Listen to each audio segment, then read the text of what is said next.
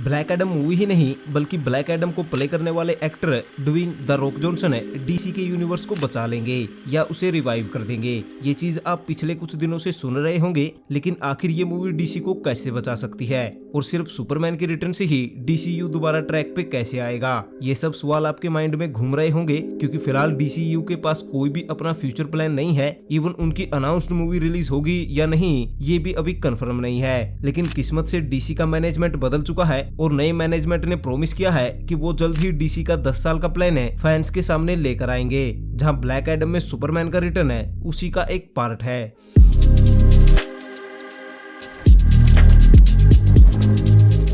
अब सबसे पहले हम ब्रीफ में देख लेते हैं कि डीसीयू की हालत कितनी खराब है। 2013 में जैक स्नाइडर डीसी के यूनिवर्स है डीसीईयू को मैन ऑफ स्टील से शुरू करते हैं, जिसमें सुपरमैन इंट्रोड्यूस होता है। इसके 2 साल बाद 2016 में बैटमैन वर्सेस सुपरमैन रिलीज होती है, जिसमें बैटमैन को इंट्रोड्यूस करवाया गया। साथ ही 2016 में ही सुसाइड स्क्वाड को भी डीसीयू में लाया गया और 2017 में वंडर वुमन भी डीसी यूनिवर्स को ज्वाइन कर लेती है।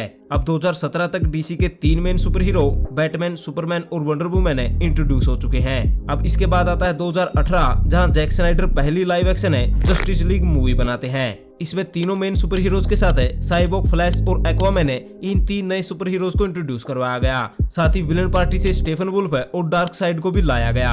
अब यहाँ तक सब कुछ परफेक्ट था, लेकिन तभी कुछ पर्सनल रीजंस की वजह से जैक स्नाइडर मूवी को छोड़ देते हैं और नए डायरेक्टर जोस व्हेडन जस्टिस लीग मूवी को पूरी तरह से बदल देते हैं, जिसकी वजह से मूवी फ्लॉप हो जाती है। साथ ही स्टूडियोज की कास्ट के साथ भी अनबन हो जाती है और main justice league member Superman, Batman, wonder woman, Aquaman, flash और साइबॉर्ग्स में से सुपरमैन, बैटमैन और साइबॉर्ग को स्टूडियोज परमानेंटली ऑफ कर देती है।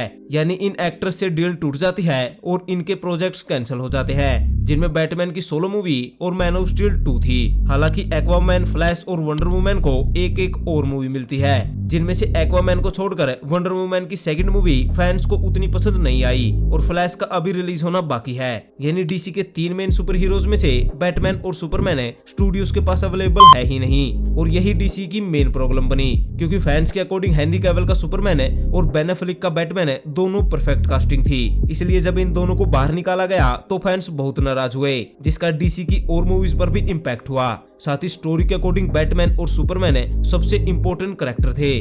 जैक स्नाइडर ने जो यूनिवर्स बनाने का ड्रीम देखा था उसमें नंबर 1 और 2 के सुपर हीरो बैटमैन और सुपरमैन ही है, और अगर वही स्टूडियोज के पास नहीं होंगे तो एक यूनिवर्स टिकेगा कैसे? इसलिए आपने नोटिस किया होगा कि जितनी भी मूवीज जस्टिस लीग यानी 2017 के बाद रिलीज हुई, उनकी स्टोरी उन्हीं की मूवी तक लिमिटेड थी। यानी जिस तरह एमसीयू में डॉक्टर स्ट्रेंज और लोकी जैसे शो सीक्रेट वॉर को सेटअप कर रहे हैं, उसी तरह वंडर वुमन और एक्वामैन स्टोरी को कहीं पे भी लेकर नहीं गए, जिसका एक ही कारण है कि स्टूडियोज के पास कोई भी फ्यूचर प्लान था ही नहीं, बिकॉज उनके पास है उनके मेन सुपर हीरोज नहीं है। और यही वो रीजन है कि क्यों डीसी एक बेहतर यूनिवर्स नहीं बना पाया। पर अब ब्लैक एडम में सुपरमैन रिटर्न कर रहा है, यानी अब डीसीयू के 3 मेन सुपर हीरोज में से अब 2 स्टूडियोज के पास अवेलेबल हो जाएंगे, जिनमें डेफिनेटली बेन एफ्लेक का बैटमैन भी आ ही जाएगा।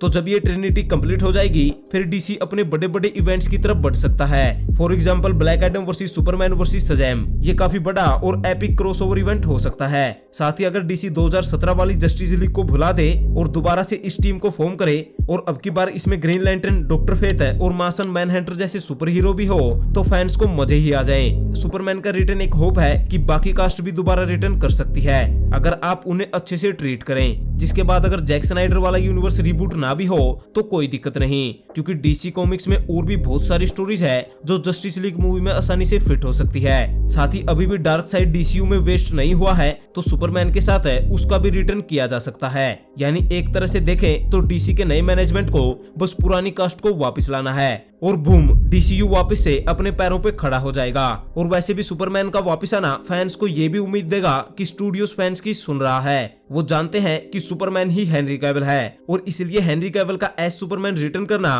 फैंस की दूसरी जीत होगी। साथ ही सुपरमैन एक ऐसा सुपर हीरो है जिसके कंधों पर आप आसानी से एक यूनिवर्स को चला सकते हैं, जिसमें द रॉक जैसे एक्टर स्टूडियोज का काफी साथ दे सकते हैं, क्योंकि उन्होंने कहा भी है कि वो दिन रात अवेलेबल हैं डीसी के यूनिवर्स को बिल्ड करने के लिए। और ये स्टूडियोज के लिए चाहे हो या ना हो, पर हमारे लिए सबसे बड़ी बात है, क्योंकि द रॉक हॉलीवुड के सलमान भाई है। उनकी कोई माने या ना माने, पर उनसे सबकी फटती जरूर है। इसलिए शायद अब डीसीयू में कुछ अच्छा हो या ना हो, पर इससे तो बुरा होगा नहीं। वैसे अभी अभी ये भी रिपोर्ट आई है कि man of steel 2 develop mode में चल रही है, जहां पहली सुपरमैन मूवी के प्रोड्यूसर वापस आ चुके हैं। तो जैसा मैंने पहले कहा, आई थिंक डीसीयू का 10 साल वाला प्लान है जल्द ही एक्टिव होने वाला है, जहां ब्लैक एडम में सुपरमैन का रिटर्न है सिर्फ एक शुरुआत है। डीसी धीरे धीरे एक्सपेंड होगा, जहां शायद हमें जैक स्नाइडर वाला डीसीयू तो नहीं, पर उससे बेहतर डीसीयू एक दिन जरूर दिखेगा।